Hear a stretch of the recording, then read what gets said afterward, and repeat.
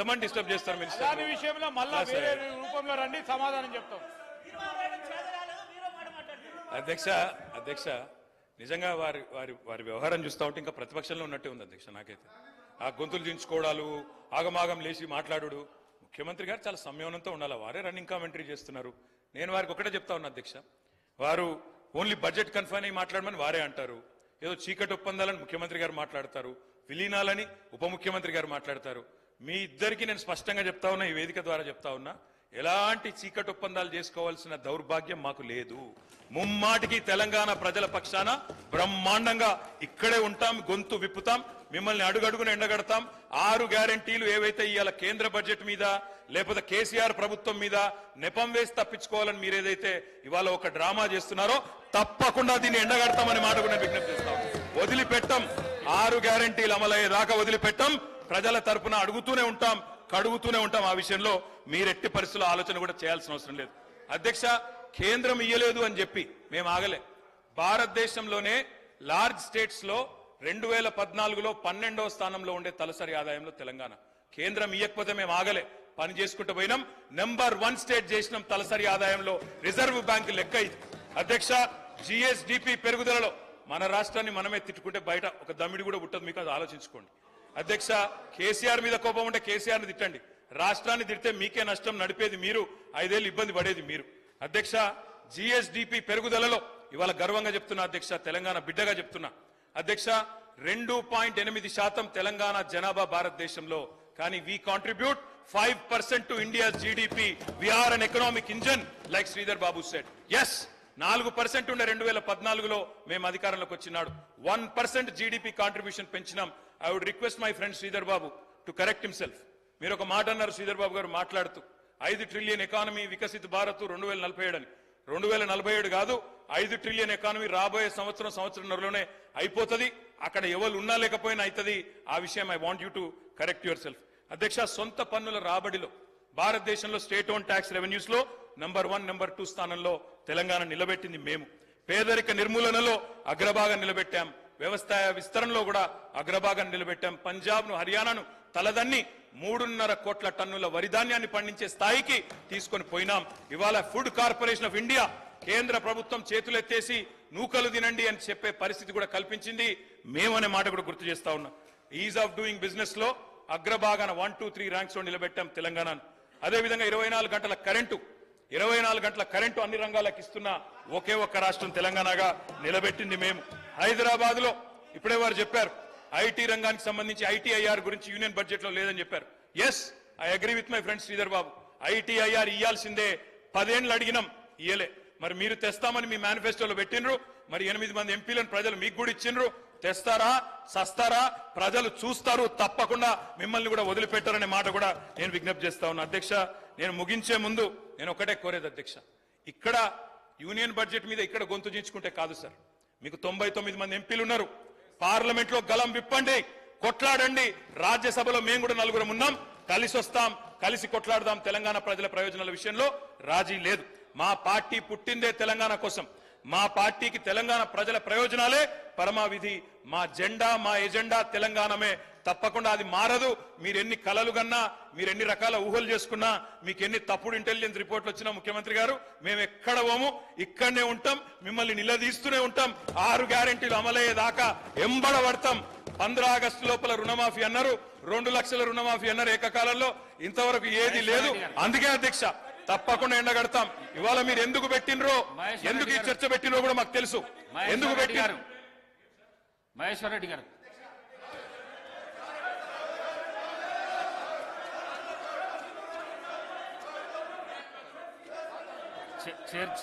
చర్చ ఏం జరుగుతున్నది?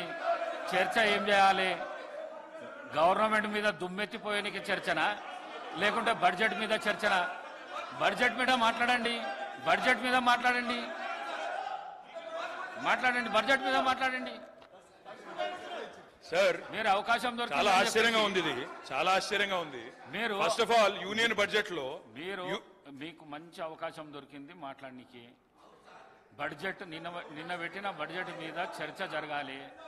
దాన్ని విడిచిపెట్టేసి మీ 10 సంవత్సరాల చరిత్రను చెప్తే ఎట్లా సార్? మీరు దానికి మళ్ళొకసారి అవకాశం ఇస్తా నేను.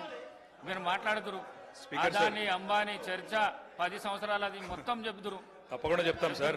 చెప్తురు గుజరాత్ మోడల్ చెప్తాం, చోటే బాయ్ బడే బాయ్ చెప్తాం, అదాని గురించి చెప్తాం, అన్ని చెప్తాం. కానీ అధ్యక్ష, మా నిబద్ధతను ప్రశ్నించినప్పుడు అడ్డగోలుగా ముఖ్యమంత్రి గారు మాట్లాడినప్పుడు తప్పకుండా సమాధానం చెప్పాల్సిన బాధ్యత మా మీద ఉంటుంది. వారు సబ్జెక్టులో ఉంటే మేము కూడా సబ్జెక్టులు ఉంటాం, వారు దాటితే మేము కూడా దాటాలి కదా సార్. అధ్యక్ష, ఒకటి మాత్రం వాస్తవం, మీరు చాలా గొప్పగా చెప్పినారు, యూనియన్ బడ్జెట్ మీద రాష్ట్ర ప్రభుత్వం చర్చ. ఎక్కడ జరగాలి సార్ చర్చ? ఇది కేంద్ర ప్రభుత్వంలో, కేంద్రంలో, పార్లమెంట్లో. అక్కడ కాంగ్రెస్ ఎంపీలు గొంతిప్పాలి, కొట్లాడాలి. ఇవాళ లోక్సభలో లేరు, మాకు లేరు ఎంపీలు, వాళ్ళకున్నారు. నిన్న పంజాబ్ ఎంపీలేమో రోడ్డు ఎక్కింది సార్. అక్కడ కేంద్రంలో బడ్జెట్ పెట్టగానే అన్యాయం జరగగానే పంజాబ్ ఎంపీలు రోడ్డు ఎక్కి కొట్లాడింది. ఇవాళ మీరు ఇక్కడ ఎందుకు పెట్టినో మాకు తెలియదా? అక్కడ ఒక్క పైసా రాలేదు కాబట్టి, 21 ట్రిప్పులు వేస్ట్ అయినాయి కాబట్టి, విమానం ఖర్చులు వేస్ట్ అయినాయి కాబట్టి, ముఖం చెల్లక ప్రజల్లో ఏం సమాధానం చెప్పుకోవాలో తెలవక ఈ రోజు ఇక్కడ చర్చ పెట్టి ఒక ప్రహసనంలాగా చేస్తున్నారన్న విషయం మాకు తెలియదా సార్? ప్రజలకు తెలియదా? మేము అనేది ఒకటే సార్, ఇవాళ బడే బాయ్ చోటే బాయ్ అని అన్నదమ్ముల అనుబంధం పండిస్తే ఏమొచ్చింది సార్ రాష్ట్రానికి? మేము చెప్పింది అదే కదా, మొదటి నుంచి చెప్తుంది అదే కదా. దయచేసి నేను గౌరవ ప్రభుత్వాన్ని కోరుతా ఉన్నా, మీరు ఏ రకంగా దీన్ని ముందుకు తీసుకొని పోదామంటే మన రాష్ట్రానికి జరుగుతున్న అన్యాయం విషయంలో మేము తప్పకుండా మీకు అండగా నిలబడతాం, మేము మీతో కలిసి వస్తాం. మీరు గతంలో రాలేదు, మీరు పార్లమెంట్ లో ఆనాడు తెలంగాణకు అనుకూలంగా మాట్లాడలేదు. ఇక్కడ రాజ్ భవన్ అడ్డం పెట్టుకుని మమ్మల్ని ఇబ్బంది పెడితే మీరు వాళ్ళకండగా నిలబడ్డారు తప్ప తెలంగాణ రాష్ట్రానికి, తెలంగాణ ప్రజల ప్రయోజనాలకండగా మీరు పని చేయలేదు. కానీ మేము అట్లా చెయ్యం. 100కు 100% తప్పకుండా తెలంగాణ ప్రజల ప్రయోజనాలే పరమావిధిగా మేము నిలబడతాం. భవిష్యత్తులో కూడా 4 కోట్ల ప్రజల తరపునే కొట్లాడతామని చెప్పి మళ్ళొక్కసారి విజ్ఞప్తి చేస్తూ ఈ అవకాశం ఇచ్చినందుకు తమరికి ధన్యవాదాలు. జై తెలంగాణ. గౌరవ ముఖ్యమంత్రి గారు. స్పీకర్ సార్, ఒక మంచి ఉద్దేశంతో తెలంగాణ ప్రజల తరఫున ఈ సభ ఏకాభిప్రాయంతో మన హక్కులను సాధించుకోవడానికి, మన అనుమతులు తీసుకొచ్చుకోవడానికి, మన నిధులు రాబట్టుకోవడానికి, ఒక మంచి సాంప్రదాయం నెలకొల్పడానికి చర్చ ప్రారంభించినాం. ప్రతిపక్షాలకు అవసరమైన మేరకు సమయం ఇవ్వాలి అని తమరిని అనుమతి అడిగినాం. తమరు కూడా పెద్ద మనసుతో ఈ చర్చకు అనుమతి ఇచ్చారు. అయితే ఈ చర్చను దుర్వినియోగం చేసి సత్యదూరమైన అంశాలను ఇక్కడ ప్రస్తావించి చేసిన పాపాలను అన్నిటిని కూడా కప్పిపుచ్చుకోవడానికి 100 ఎలకలు తిన్న పిల్లి తీర్థయాత్రలు పోయి అన్నీ మాఫైనాయని వెనకటికి చెప్పినట్టుగా వారి ప్రసంగాన్ని చూస్తే అర్థమవుతుంది అధ్యక్ష. వారేదో వీరోచితంగా పోరాటాలు చేసినట్టు, ఆ పోరాటాలతో ఢిల్లీ దద్దరిల్లినట్టు, తద్వారా ఈ తెలంగాణ రాష్ట్రం ఎక్కడికో ఆకాశంలోకి అభివృద్ధిని తీసుకెళ్లినట్టుగా ప్రజల్ని తప్పుదోవ పట్టించే ప్రయత్నం చేస్తున్నారు. ఈ సభలో రికార్డ్స్ని సవరించాల్సిన బాధ్యత సభానాయకుడిగా నా మీద ఉన్నది అధ్యక్ష. వారు చెప్పిన సత్యదూరమైన వార్తలతో పాటు కొన్ని సత్యాలను ఈ సభలో ప్రస్తావించాల్సిన బాధ్యత నా మీద ఉన్నది అధ్యక్ష. 2014 నుంచి 2021 వరకు ఎన్డీఏ ప్రభుత్వానికి, మోడీ గారి ప్రభుత్వానికి రాజ్యసభలో మెజారిటీ లేదు అధ్యక్ష. ప్రతిసారి వారు ఏ బిల్లు తీసుకొచ్చినా, ఏ అంశాలు ప్రస్తావనకు తీసుకొచ్చినా రాజ్యసభలో ఆమోదం పొందాలి అని అంటే ఇటు లోక్సభలో కానీ అటు రాజ్యసభలో కానీ ఆనాటి ప్రభుత్వము, వారు ఆరాధ్య దైవం అని చెప్పుకునే కల్వకుంట్ల చంద్రశేఖరరావు గారు పదే పదే మోడీ గారి ప్రభుత్వానికి ఏ విధంగా ఊడిగం చేసిండ్రో కొన్ని అంశాలను ప్రస్తావించదలుచుకున్నా అధ్యక్ష. జిఎస్టీ బిల్లు తీసుకొచ్చినప్పుడు ఏప్రిల్ 5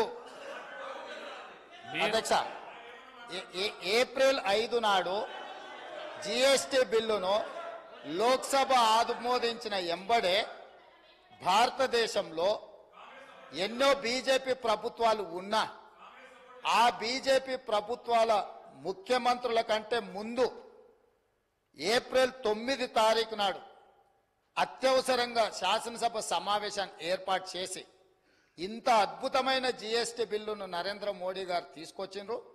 నరేంద్ర మోడీ గారు తెచ్చిన జిఎస్టీకి మేము సంపూర్ణంగా మద్దతు పలుకుతున్నాం. ఇదే కాకుండా వారు ఆ రోజు ఏం చెప్పిండ్రు,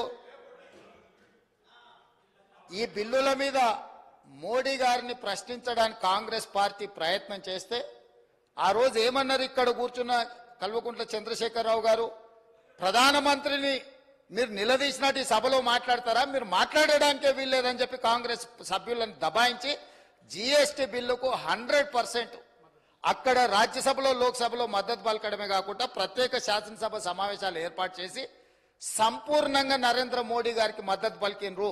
పాయింట్ నెంబర్ 1.